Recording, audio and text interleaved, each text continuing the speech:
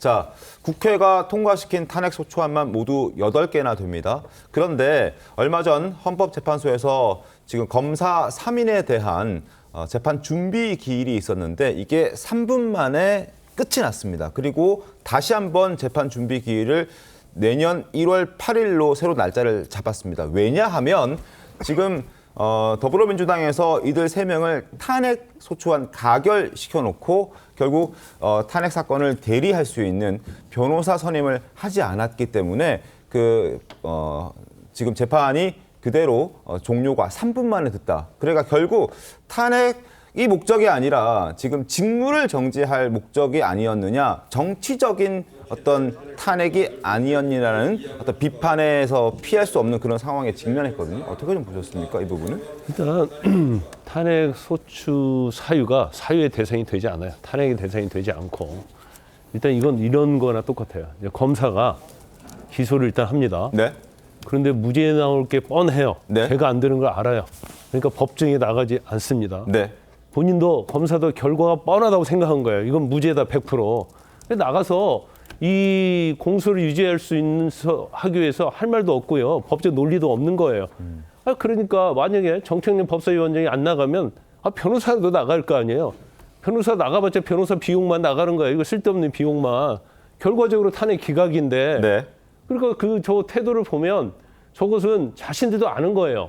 이거 탄핵 사유도 안 되고 100% 기각인데 뭐 우리가 여기다 힘써줄 필요가 있어? 네. 그럴 바에는 TV 한 번 더 나가고 법사위원장 자리에 앉아가지고 언론에 조명 한 번 받는 게 훨씬 낫다고 생각을 하는 거죠.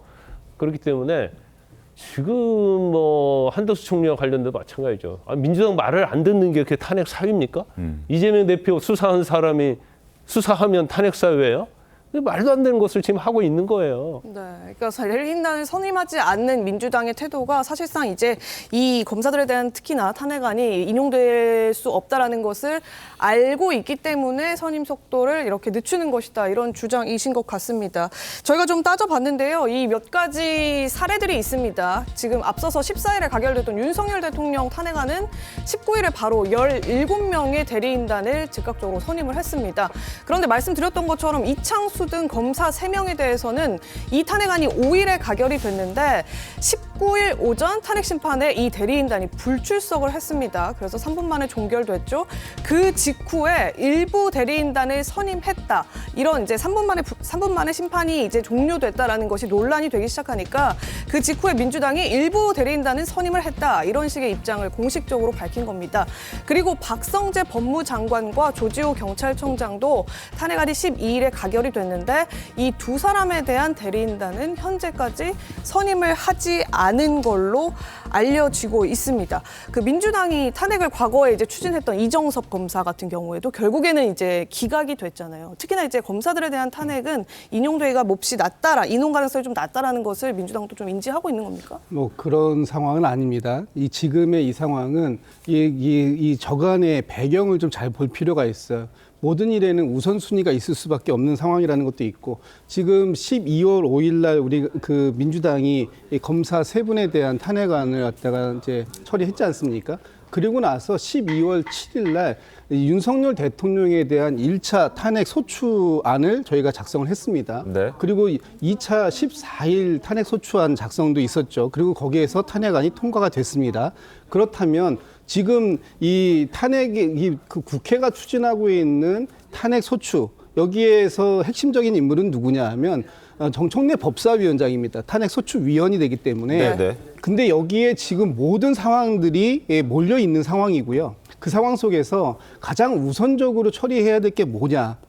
지금 우리의 이 헌정 중단과 같은 이런 상황들, 위기 상황들 속에서 가장 우선적으로 처리했어야 될 것이 이것이 윤석열 대통령에 대한 탄핵안 처리였다. 그런 과정에다가 지금 모은 이런 역량이랄까요? 이런 것들이 다 집중되다 보니까 결과적으로 다른 부분이 약간 좀 소홀할 수 있었던 부분도 있습니다. 그렇기 때문에 이 부분에 대해서 무죄를 예견했는데 정치적인 탄핵을 했다, 이렇게 공세를 하는 것은 좀 저는 부당하다고 보고요.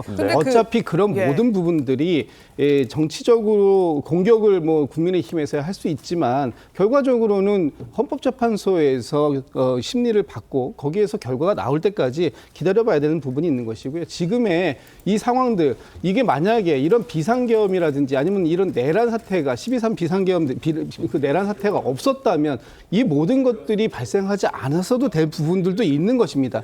그렇다면 지금 이 그 법사위원회에서 가장 핵심을 두고 처리해야 될 것은 뭐냐면 일단 우리의 헌정이 빠르게 안정되고 회복되고 또 국정을 그 국정의 안정 동력을 회복할 수 있는 그런 부분들을 만들어내는 것, 이것이 지금의 이 헌법재판소와 관련되어 있는 이런 여러 가지 문제들, 또 헌법 그 재판관들 또 임명 문제라든지 이런 부분들을 일괄적으로 처리해야 되다 보니까 시간적 그 우선순위에 좀 다소 밀린 부분이 있었지만 이런 부분들에 대해서도 당에서도 적극적으로 챙겨 나가야 된다, 이렇게 생각합니다. 권성동 원내대표와 이재명 대표가 만나서 나눈 이야기 중에 그런 게 있었죠. 지금 지적해 주신 그 연장선이었던 것 같은데, 너무 많은 탄핵소추안을 남발하다 보니까 헌재도 굉장히 일이 쌓여 있다. 그러니까 지금 정치적 성격을 띠고 있는 탄핵소추 같은 경우에는 민주당에서 철회해 줬으면 어떻겠냐, 뭐 이런 취지의 얘기도 했는데, 만약 그렇게 지금 여러 가지 사안들이 복잡하게 얽혀 있고 집중해야 될 것이 윤석열 대통령 탄핵소추라면은 조금 다른 부분은 걷어들일 수도 있지 않을까라는 그런 의견도 있지 않습니까? 아니 그런데 이게 뭐 다른 게 많이 있었기 때문에 신경 쓸 틈이 없었다. 이건 네. 말이 말이 되지 않아요. 대통령 탄핵 수첩이 제일 중요하죠. 그 중에서. 그렇지만 이창수 검사장을 비롯해서 탄핵 가결한 게 5일이거든요. 변호사 선임해야죠. 그리고 당연히 절차에서 가니까 그러면 이걸 절차에 따라서 갈 수 있게 만들어야 하는 게 맞아요. 네. 그리고 지금 작업자들이라는 게 지금 헌법재판소가 역사에서 제일 중요한 윤 대통령에 대한 탄핵 심판이 시작이 됐잖아요. 근데 이제 탄핵 심판이 지연될 가능성도 그러니까 다른 탄핵을 너무 많이 하다 보니까 그걸 무시해버리고 이것만 할 수는 없어요. 네. 그러면 재판부 부담이 엄청나게 크거든요. 그래서 이제라도 네. 아까 말씀드린 것처럼 민주당은 탄핵 사유가 되지 않는 탄핵 수추는 다 철회해야 돼요. 취하하고 그다음에 중요한 것은 지금 이창수 검사장할지 이런 검사장들이 지금 해야 할 일이 엄청나게 많거든요. 탄핵 정국이기 때문에 더 많은 거예요.